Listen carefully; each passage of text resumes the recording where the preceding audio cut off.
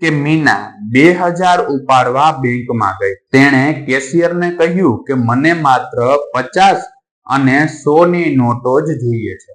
હવે એને કેશિયરને શું કીધું, એટલે કે જે કેશ આપતા હોય, જે પૈસા આપતા હોય ને એને એમ કીધું મારે ખાલી 50 ની અને 100 ની નોટ જ જોઈ છે. અને એવા એને કેટલા રૂપિયા ઉપાડવાના છે? 2000 રૂપિયા ઉપાડવાના છે. એટલે પેલા તો હું ધારી લઉં, ધારો કે 50 રૂપિયાની X નોટો છે અને રૂપિયા 100 ની Y નોટો છે. એટલે કે X જેટલી રૂપિયા 50 ની નોટો છે અને Y જેટલી રૂપિયા 100 ની નોટો છે.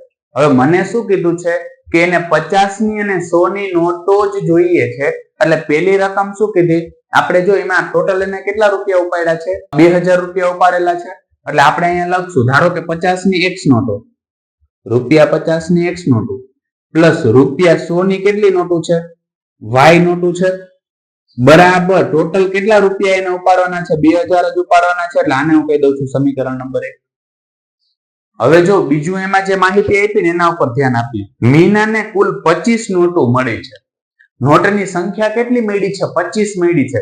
એટલે જો 50 રૂપિયાની X નોટો હતો અને 100 રૂપિયાની કેટલી હતી? Y નોટો હતી. એટલે ટોટલ નોટની સંખ્યા X પ્લસ Y બરાબર એને કેટલી મળી છે? 25 મળી છે. આને કહી દઉં છું સમીકરણ નંબર 2. હવે સમીકરણ 1 અને 2 નો ઉકેલ મેળવી અને મારે ચેક કરવાનો છે. એટલે ટૂંકમાં આપણે આમાં એવું કીધું છે તો પ્રત્યેકની કેટલી નોટ મળી હશે, એટલે કે 50 રૂપિયાની કેટલી નોટ મળી હશે અને 100 રૂપિયાની કેટલી નોટ મળી હશે તે આપણે આની અંદર શોધવાનું છે.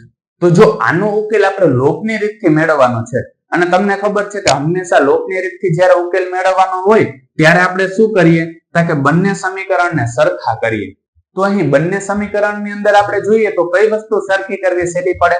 તો જો અહીંયા નીચેનું પદ છે ને એને જો 50 વડે ગુણીને તો X નો લોપ કરી શકીએ એટલે X સરખો થશે, અને જો 100 વડે ગુણી તો Y સરખો થશે. એ આપણે જોઈને જ ખબર પડે. પણ સહેલું 50 વાળું પડે એટલે હું એવું કરું છું, પેલા સમીકરણને 50 વડે ગુણી નાખું છું. એટલે પેલું સમીકરણ આપ્યું હતું ને એને એમને લખી નાખું 50X પ્લસ 100Y બરાબર કેટલા છે? 2000. બીજા સમીકરણને આપણે 50 વડે ગુણશું એટલે પેલું શું થશે? 50X પ્લસ બીજું શું થશે? 50Y બરાબર. હવે 25 નો ગુણાકાર 5 સાથે કરવાનો છે. તમને ખબર છે 25 50 કેટલા થાય? 125 અને પાછળ 0 એટલે શું થશે?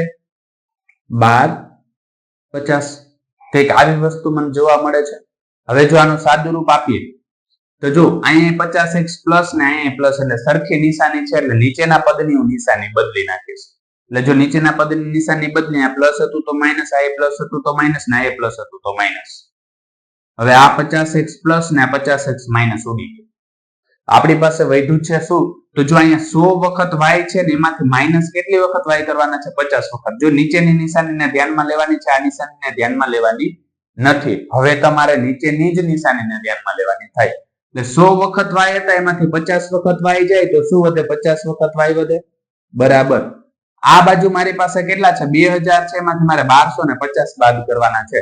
જો અહીંયા 2000 છે એમાંથી મારે કેટલા બાદ કરવાના છે? 1250. હવે 0 માંથી 0 જાય તો 0 જ થાય. 0 માંથી 50 ન જાય એટલે અહીંયા 1 થઈ જશે, અહીંયા આવશે 9 અને અહીંયા આવી જશે 10. હવે 10 માંથી 5 જાય તો કેટલા વધે છે? 5.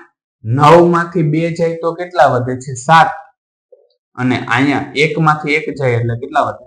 0. એટલે મને કેટલો જવાબ મળે? 750. એટલે બરાબર મને કેટલા મળ્યા? 750. હવે જોઈએ તો 50 આ બાજુ કેવા છે? ગુણાકારમાં. આ બાજુ આવશે તો ભાગાકારમાં. એટલે કે આવું જોવા મળે y બરાબર 750 એના છેદમાં કેટલા આવી જશે? 50. હવે 0 ને 0 ઉડી ગયા એટલે y બરાબર મને કેટલા મળે? 75 ભાગ્યા 5. એટલે જે 75 છે એને કેટલા વડે ભાગવાના છે? 5 વડે ભાગવાના છે. તો 5 એકુ કેટલા થઈ જાય? 5. વધ્યા કેટલા? 2 ને ઉપરથી ઉતાર્યા 5. હવે તમને ખબર છે કે 55 કેટલા થઈ જાય? 25. એટલે 75 ને 5 વડે ભાગી એટલે કેટલા થશે? 15 આવે.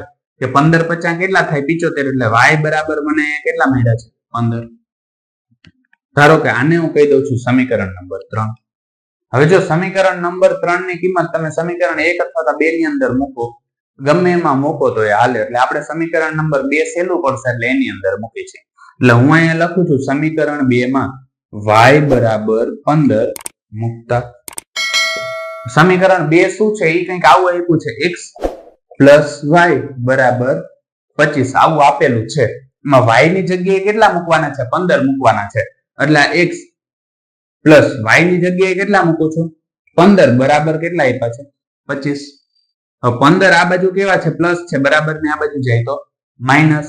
તો x બરાબર શું થશે? 25 માઇનસ 15. હવે 25 માંથી 15 જાય તો કેટલા વધે? 10. એટલે x બરાબર કેટલા મળ્યા મને? 10. તો આમ આપણે જોવા જઈએ તો આની અંદર મને શું જોવા મળે છે કે ₹50 ની 10 નોટો, ₹50 ની કેટલી નોટ જોવા મળી છે? 10.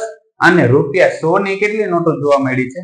15 નોટો જોવા મળી છે. એટલે આમાં છેલ્લે આ વસ્તુ તો ફરજિયાત લખવાની જ થાય. એટલે હું અહીં લખું છું કે આમ અહીં ₹50 ની 10 નોટો અને ₹100 ની 15 નોટો મળે છે.